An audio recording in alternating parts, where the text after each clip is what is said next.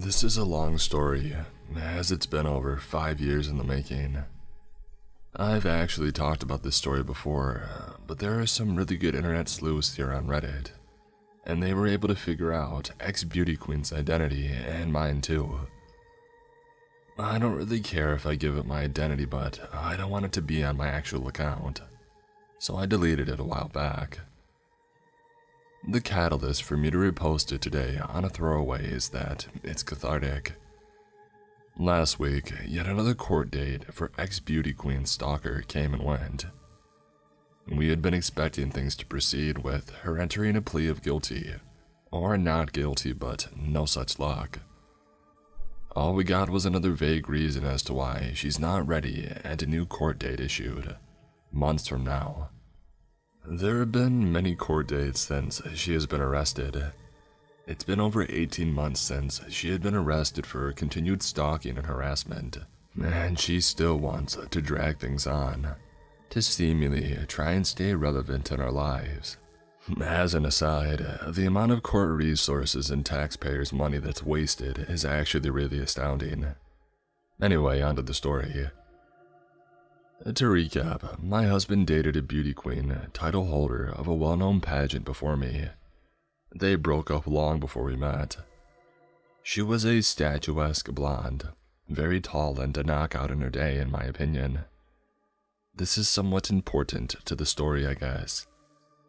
But while she was a dazzling pageant winner on the outside, not on the inside, oh boy. She could be charming and beautiful if she needed to. But mostly, she treated people around her terribly, including my husband, and he eventually broke it off with her. But she never went away. She would continue to call and email repeatedly, even after my husband and I had met. If anything, her calls increased. She would call over and over again, day and night, even after my husband, then boyfriend, had blocked her number. She would ask for money, and threatened to go to the police, claiming that he had hurt her if he didn't give it to her. He obviously didn't give her the money, and this made her very upset. The threats increased and became more malicious, but when that didn't work, she would switch up tactics and try and sweetly ask him for help with certain projects she was trying to get up off the ground, or more accurately, have him do the work for her and she'd take the credit, with the promise that, if he did just this last thing for her, she would go away. He didn't reply. She would go back to being malicious then. Any tactic for attention, or for what she really wanted, money. My husband was terrified, because of course, while he never did anything to her, it would be her word over his, and he was terrified of ruining his reputation and career. We unfortunately ended up at an event that she also attended. She had been waiting for us to arrive and had placed herself near the entrance of the event. As we walked in, she stood across the room, looking me up and down, laughing and whispering into the ear of her date, making a point to try and make me uncomfortable. But that was okay. She was easily ignored until she had ambushed me as I came out of the bathroom. She had clearly been waiting for a moment that I was alone. She towered over me. She is very tall, and I had no intention of having it out with her. And as I hurriedly walked to find my husband, she kept pace beside me, hunched over. So she was at my eye level. I'm 5'5", her head turned towards me. She was like a caricature of herself as she ambled beside me, smiling crazily. "Where's your man?" she hissed in her heavy accent. Her eyes were black. She looked like she was out of a Tim Burton movie, hunched over with a crazy demonic smile. "Watch your back, Pug," she added, grinning. She liked to call me names like Pug because I own pugs, and I guess she thought it was an insult. What I didn't know then was, while I was in the bathroom, she had walked over to my husband and had thrown her arm around him while he was in mid-conversation with someone, and introduced herself to the man he was talking to, as if she and my husband were together. My husband unwrapped himself from her clutches and told her to beat it. She then beelined and waited for me to come out of the washroom. We stopped going to the parties after that.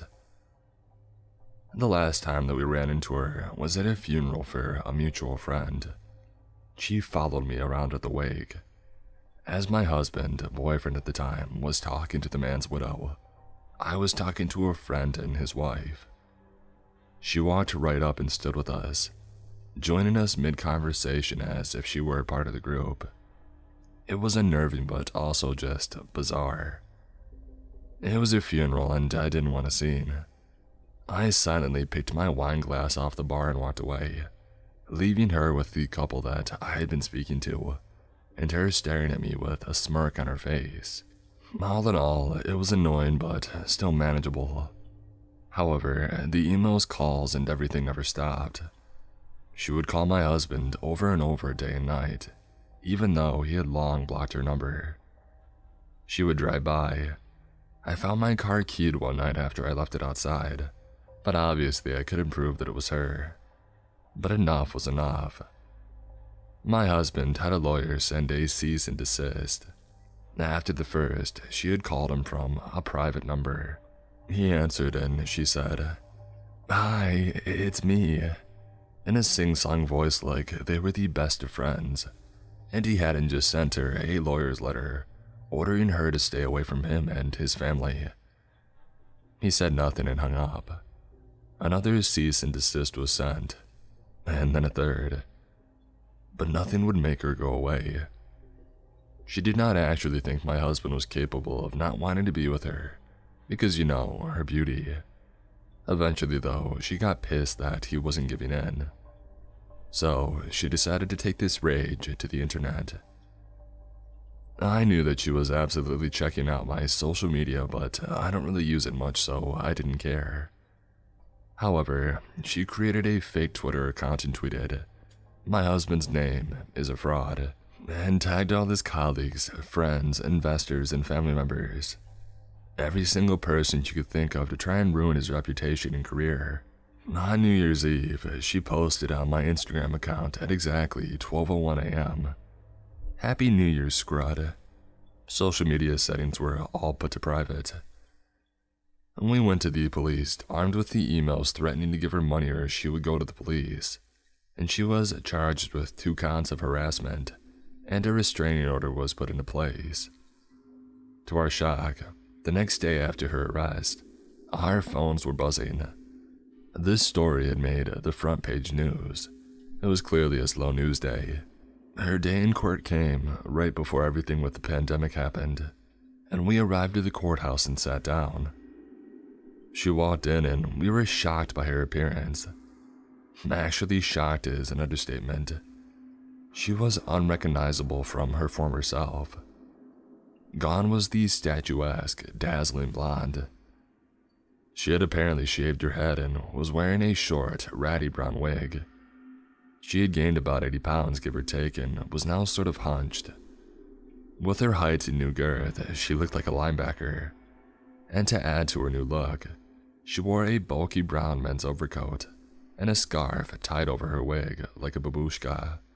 My immediate thought was, her outside now matches her inside.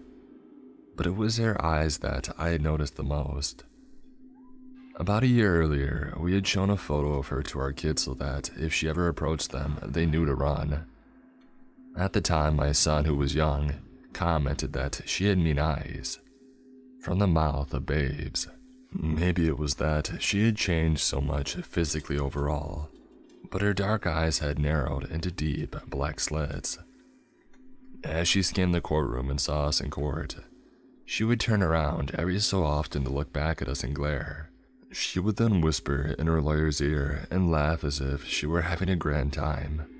She had a pair of big, round, cheap sunglasses that she would put on and take off intermittently. When she addressed the judge, she would put them on, and he had asked her to remove them. We thought that she was putting on a brave face and treating it all like a joke, but we were about to find out that getting arrested wouldn't slow her down. The restraining order didn't seem to faze her at all. If anything, it angered her even more. From then on, every day, night and day, she would post from multiple fake social media accounts, posting photos of myself and of my husband. She would put up my husband's photo with horrible captions that included bad things and comments and captions that I can't mention. And she also would post altered and unflattering photos of myself. She would call me old and ugly, and those are just the G-rated ones. Listen, I'm no beauty queen myself. The name-calling, while obsessive and gross, wasn't what bothered me most. Although I'm not going to lie, seeing hundreds of photos of myself on her fake Twitter account, calling me ugly and obsessively pointing out every single flaw, did succeed in getting me down at times. Why did I keep looking? Because it was like getting a glimpse into her unraveled mind, just in case it was a clue of what she was capable or thinking of doing next. Because it wasn't her insulting posts that fazed me.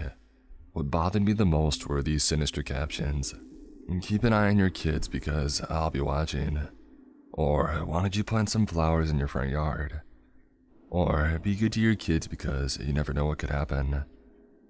How was your Uber Eats order? She would post pictures of me with an arrow directed to my head, which I perceived to be a gun to my head. She posted pictures of my husband's workplace, which she was not allowed to be within 2 blocks of, in accordance to the restraining order, but the police said that this could be just a picture she took from the internet. Sigh. She posted Agatha Christie quotes like, "Every killer is usually someone you know well," or "Your end is near." Her Twitter profile banner picture was taken from a movie poster and said "Stalker," like she was in on the joke. We called the police again, but they said that there wasn't anything they could do since she didn't explicitly tag us. I took screenshots of everything though. Many of her posts were nonsensical, but most were photos posted of us on this fake account, all altered with ominous captions, but we just couldn't get her to shut it down.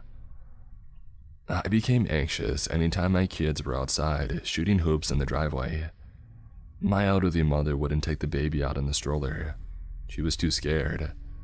It affected all of our lives. Life became dramatic. Ex-beauty queen would taunt us with, "Catch me if you can." She posted close-ups of her dogs, you-know-what, and a piece of her dog's crap with my name beside it, the implication obvious. It bothered me that she now had a dog, since I don't think someone like her was capable of caring for anything living. And then the calls started back up, this time to our home line. Yeah, I know we still have a home phone. She would just say mean things and then hang up, like karma will get you, and then weird chant-like calls as if she were reciting a spell. Sure enough, she posted photos of a pentagram and candles, and some sort of altar in the caption, "Ring, ring." Finally, and I mean finally, the police asked us to come in and give us video statements. We gave them a drive containing thousands of screenshots of posts that she had made. They arrested her again and charged her with 2 more counts of criminal harassment. My husband was angry at this point, but as Mama Bear, I just wanted to get this over with. She mentioned the kids frequently and ominously many times in her online rants, also calling them rude names, which I won't repeat here, because these are the things that upset me the most. The judge also issued a social media ban for her. By the time that she was rearrested for the second time, her fake Twitter account, which was literally mostly insults or references to my family, had 16,000 tweets in about 3 months. She had no followers, so they were just to herself. The inappropriate sites that I had been being tagged in stopped, and things quieted down tremendously. But I still get follower requests that I believe are her. But at this point, we were all on edge. I kid you not. I felt weird walking into my kitchen at night to make a sandwich, feeling creeped out that she was outside watching. I put nothing past her, as nothing is more dangerous than a desperate woman who has nothing to lose, which, by the way, was one of the quotes that she had posted. I don't know what is wrong with her, but I believe from what I've researched that she is a malignant narcissist. Perhaps some other mental issues are at play here, but I can say that she was a terrible person long before she decided to try and make our lives miserable. Just a crazy beauty queen turned stalker. I would love nothing more than to never meet her again. But if going to court helps you stay away from us forever, then bring it. As an aside, I wanted to mention that we heard from a reliable source that after my husband had broke up with her, she had become well known to the police for other reasons. While my husband dodged a bullet regarding her threats to go to the police saying that he had abused her, apparently other men have not been so lucky.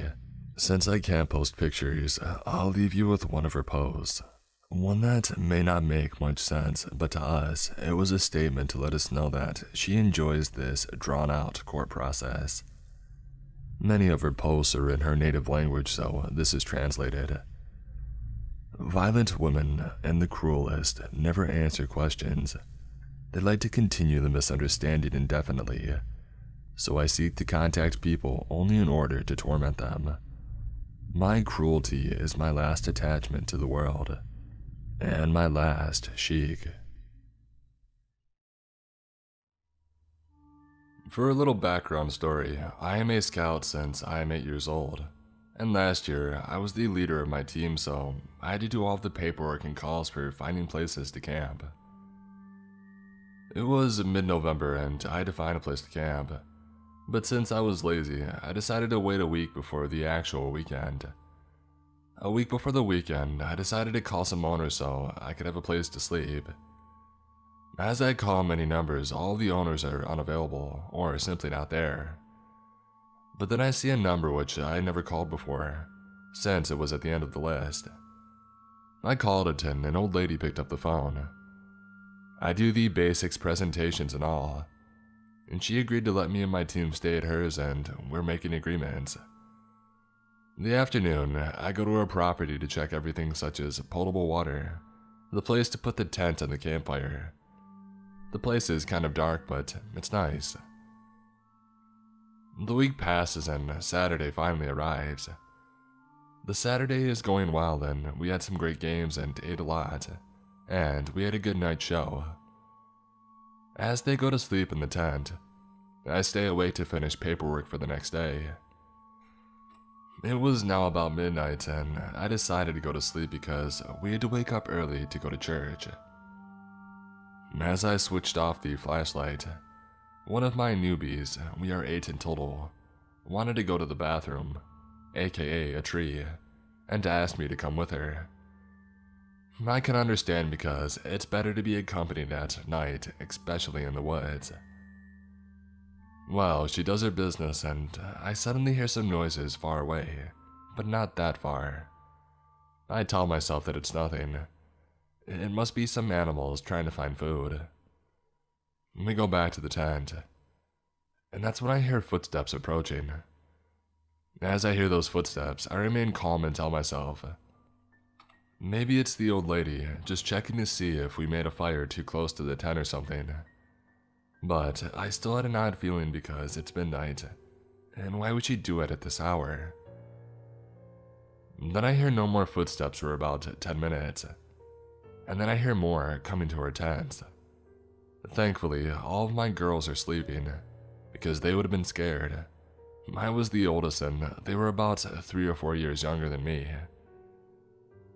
As I hear footsteps which seem to come from one person, I hear others coming from the back of the tent, and I was like, okay, this is getting weird, I need to do something.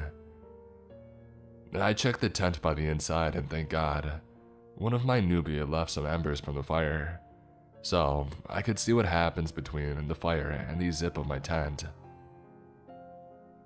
A minute passes by, and a silhouette is there just between the fire and my tent. I stopped breathing.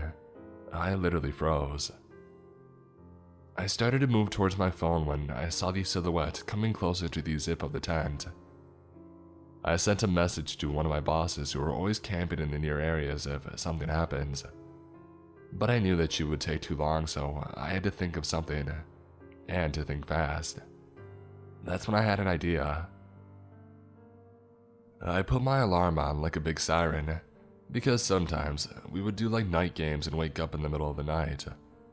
So I put my bell on and my girls woke up.